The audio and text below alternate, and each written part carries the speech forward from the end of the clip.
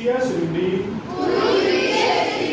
of books as well as digital reading and through the right action. I shall read books and practice digital reading for knowledge as well as technological empowerment.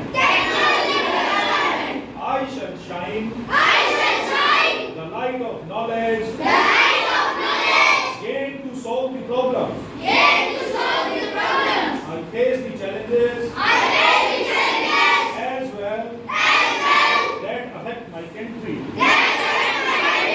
I realize that today we face multiple challenges, be it corruption, substance abuse, or environmental problems. I shall make reading a habit and a solution to these challenges.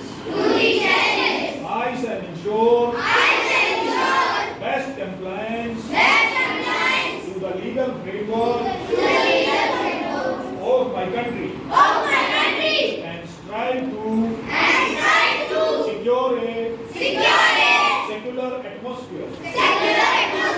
I shall strive to raise high the value of knowledge and the pride of my country with my thoughts